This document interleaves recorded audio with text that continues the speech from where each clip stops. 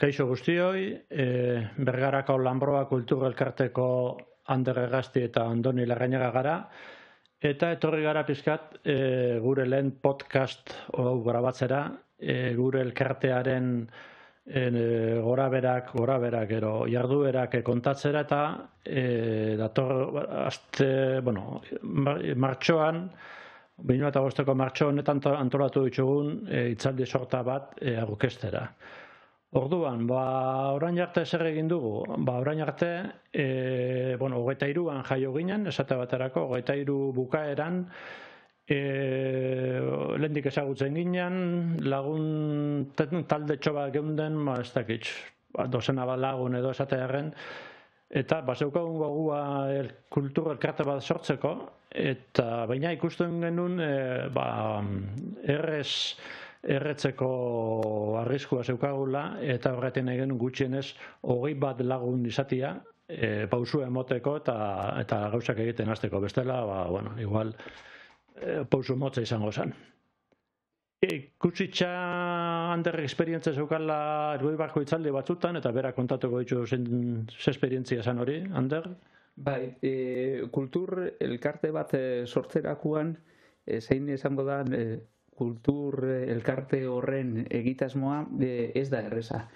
Eta Andonikin eztabaidan ikusi gendun Bergaran ezala jorratzen beste herri batzutan ikusten gendun ikuspegi bat. Ezala ziklo historikoak, Euskal Herriko ziklo historikoak antolatzea. Hau da, Euskal Herriko epe ero periodo bat hartzea eta bertan gertatu zanei buruz ekarlia referentziako itzal izlariak eta beraiekin batera herrian refleksio bat egitea.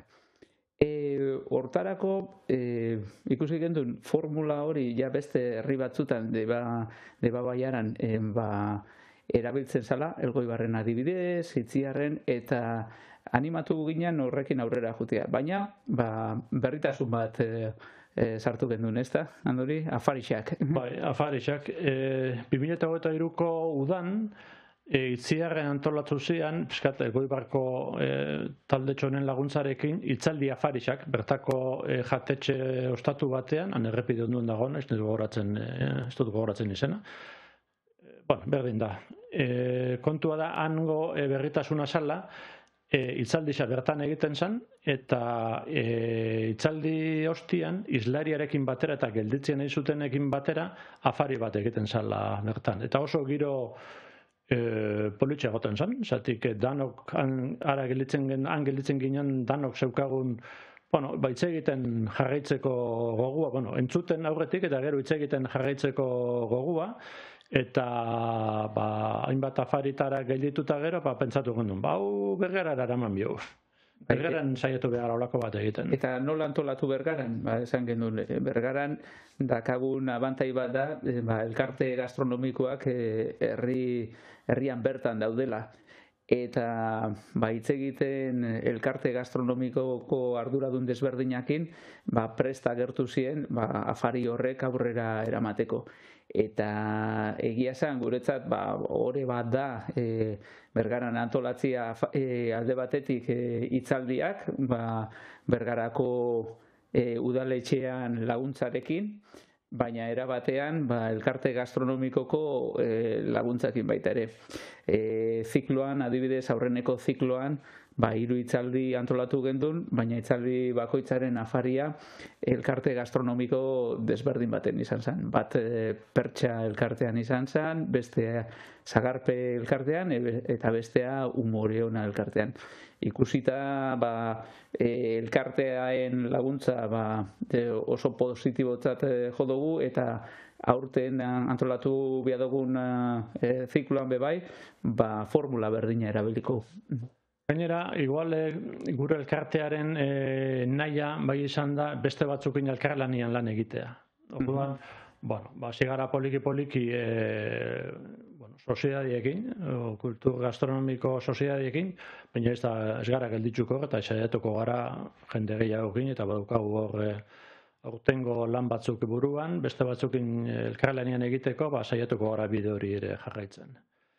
Eta zein ginen joan zen urtean? Joan zan urtean esaten gendun, ze ziklo historiko izan liteke erakargarria Bergara baten. Aurretik beste pare bat egin genituen maiatzean. Bai. Eta esan gendun, hori alde batetik ziklo bat, baina herrian hasteko zerekin ze hitzaldikin hasi ginteke. Eta horretarako herrian herri ingurunean bertan zegoen eztabaida bat, nahi gendun hitzaldi horretara ekartzea, ez? Elosuko gaztelu Nafarra deitu zen hitzaldi baten. Eta bertan... Orduan ere, egia lamitoa ipini genion izenburua, eta, bueno, hortik doia, hortengua ere. Bai, bertan azkenean herrian ustea zen gaztelu bat, ia benetan gaztelua zen, eztabaidatu zen, eta gero bebai, ia Nafar erreinuko gaztelua zen, ero ez. Eta, bueno, beti gure enfokea hitzaldi guztietan saiatzen gera alik eta historiografikoena izaten. Hau da, gure ikuspegia da saiatzen gera ideologiak alik eta alde batera uzten eta mailan ipintzen alik eta datu eta rigore handixena. Segatikan, gero bakoitzak bertatik atara deixan, berak usten daban iritziak eta konklusioak. Bai, hori hitzaldi askotan entzun dugu, eta guk ere aipatzen dugu gure hitzaldietan, historiak ez duela iragana epaitzen. Historia zientzia bada, eta zientzia horrek ikasten du zer gertatu zen iraganean, zergatik, ze baldintzatan, ze ondorio izan zituen, nortzuk egin zuten zer, eta hori zientzia bada, ez da kontakizun bat, ez da ipuin bat, ez da relato bat. Historia nolabait zorroztasun minimo bat izan behar du, kontatzen denak, beste dozeinek ere iturri berberak irakurtzen baditu ero desberdinak, ondorio beretara heldu behar dara, zatik horregatik da historia zientzia. Bai, gure asmoa da rigore eta historiografia gehien erabiltzea, horregatikan saiatzen gera punta-puntako islariak ekartzen, baina gero beste enfoke bat bai saiatzen gera iraganean gertatu zena ez epaitzea gaurko baloreekin. Bebai hori usten dugu erru bat dela. Lehenengo hitzaldi hori eman da, maiatzean bigarrena izan zen, egin berri ziren, ospatu berri ziren Katalunian hauteskundeak, emaitzen zen oso korapilatzua, Tetris bat gelditu zen esate baterako, oso nekeza zan handik presidente bat irtetzea, eta orduan zoban jakitzerik, ze kombinazioen bitxartez irtengo zen. Eta aurkitu genduen gertuan, arrasaten, jatorriz katalana zen Josu Tornai, oso jantzita bertako egoera politiko eta kulturalaz, eta berak eman zuen hitzaldia, izenburu izan zen hauteskundeak Katalunian, eta orain zer, erolako izenburu bat ipini genion, eta etorri zen, eman zuen hitzaldisa, ikusi zituen, aztertu zituen, gobernua osatzeko zeuden variante guztiak, eta zuzemanago usten dut asmatu zuela. Eta berak egindako aurreikusi hori, orduan inok ezek izena, zatik uda hostian, 4 hilabete berandu, 5 hilabete berandu gauzatu zen, asmatu zeban. Eta uda hostian, aukeratu ginoen ja, benetan ziklo oso bat, gai konkretu bati buruz, da hemen daukagun poster hau, lehen karlistaldia, Bergaran amaiera eman zitzaion lehen karlistaldia, eta honi buruz, 3 hitzaldiko sorta bat antolatu ginoen. Bertan,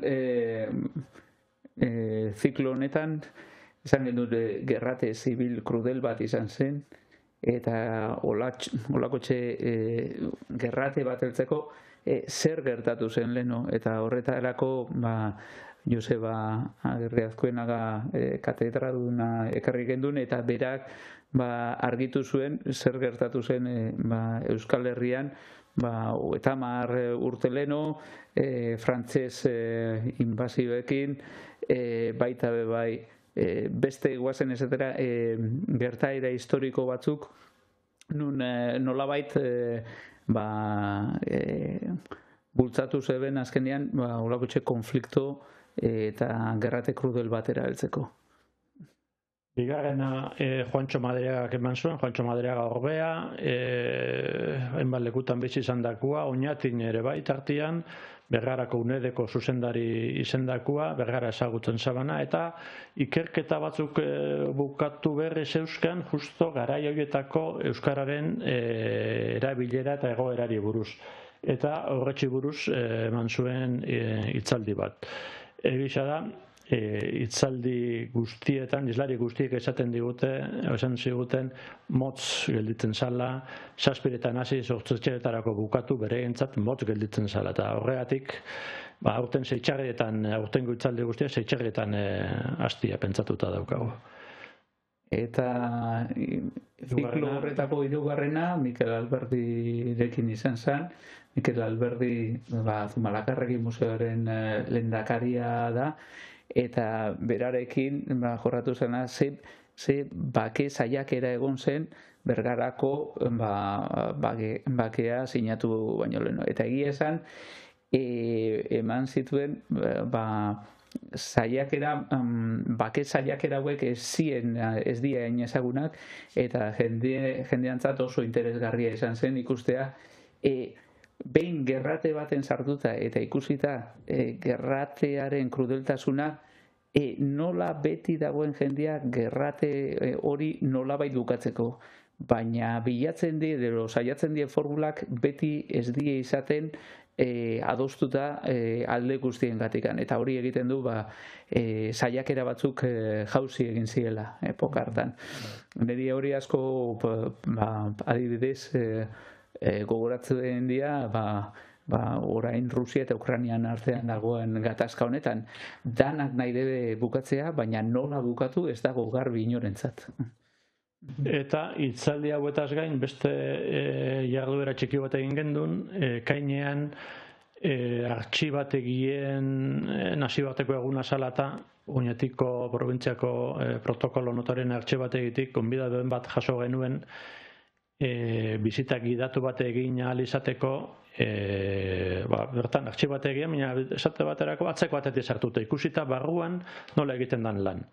Eta hitzalditara etorritxako herritarrekin eta elkarteko beste kide batzukin, dozena bat o 14 bat lagun junginen, Oñatira, ikusi ginen atzalde baten atzetik zela egiten duten lan, antxinako agiriak nola berriztatzen dituzten, ze aurkikuntza egin zituzten, nola batzutan kasulea eta beste batzuk bila junda, eta oso irteera politxe esan zen. Eta ja, gatoz, urtengo, 2025ko, lehenengo hitzaldi ziklora, oraingo hau honek izenburua du mito eta historiaren arteko ur nahasietan, eta 3 hitzaldi izango dira, martxoak 21 lehena, 28an bigarrena, eta apirilak 4an hirugarrena. Beti ostiralean izango dira, ondoren nahi duenak afaltzara gelditu ahal izateko, hizlaria eta beste historiakin afizioa dugun guztiokin. Eta beti Irizar Jauregian, Bergarako Barrenkalean dagon Irizar Jauregian. Titulua? Tituluak honek beste berritasun txiki badauka, aipatu dugu nola Elgoibarko beste Ilunberri Akademia erabiltzen duen bikote baten laguntzarekin egin ditugu hainbat gauza, eta orain talde elkarte bison artean antolatu dugu ziklo bat ala bi. Zatik, 3 hitzaldi izango dira Bergaran gai honekin, eta beste 3 Elgoibarren baita gai berarekin uda ostian. Maiatzetik aurrera. Maiatzetik aurrera. Orduan, Bergarako hitzaldixak, lehenengoaz, agian azalduko dugu mitoa zer den. Zatek, agian ez du honen zentzua ondo ulertzen. Euskaltzaindiara joten bagara iztegira, mito hitzak hiru esan nahi dauzka, hiru esan nahi desberdin. Lehenengoa da mito alegiazko kontakizuna, antzinako jainko edo eroien egintzetan edo egiazko gertaeretan oinarritzen dena. Izadiaren indarren edo giza izaeren alderdian oihartzuna dakarrena. Hau ez dator bizkat guk eman nahi diogun zentzuarekin bat, bigarrena bai, bigarren zentzua da errealitatean inongo oinarririk ez duen ustea edo ideia. Nik uste dut hauxe dala gure helburuakin gehien bat lerrokatzen dana, mito eta historiaren arteko urna hasietan, hauxe da. Batzutan da, errealitatean inongo oinarririk ez duen ustea edo ideia. Eta gai honi lotuta, Bergaran egingo dugun lehen hitzaldia, Luis Mari Zaldua Etxabek emango du, bere izenburua da Euskal Herriko Entzinaroko jainko eta jainkozak. Josep Mari Zaldua ezagutzen ez duenak, kultura mailan pizkat irakurri duenak, segurazki badaki gutxi gora bera nor den, 60 urteko urnietarra, Euskal Filologian doktore, Euskaltzain urgazlea eta ikerlari zorrotza. Horrela definitu dugu gure lehen hizlaria. Podcast hau egiterakoan, beti gelditu gara zalantzan, zenbat kontatu, zetik ez dugu nola baitxako spoiler bat egin nahi, ez? Itzaldiari nahi dugu jentia etortzea eta entzutia, guk hemen esan dezakuguna baina askoz ere eixo. Orduan, esango dugu bere itzaldiari buruz, naiz eta bestelako teoriak egon, erromatarren garaian ja, Mendebaldeko Pirineo bastar honetan lur hauek euskaldunak ziren, hemen euskaldunak geunden, eta bertako biztanleek hainbat jainko eta jainkosa zituzten, eta hauen izenak gelditzu dira landuta harrietan. Garai hartan, hainbat aitzaki desberdinekin egin ziren monumentu eta gero erabilitako harrietan. Eta izen hoiei helduta, hoiei buruz egindako ikerketetan, oinarrituko du Zalduak, Luis Mari Zalduak lehen hitzaldia. Bai, egia esan ziklo hau antolatzen, usten dugu interesgarria izan daitekeela jenteantzat, eta jainko eta jainkoz hauen berri ez dago oso edatua. Jende gehianentzat berriak izango dira.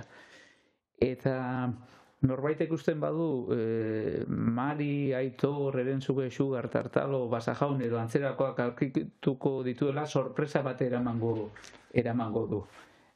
Hau da, ikusiko dugu, erromatarren aldaretan beste nolako jainkoak zeudela.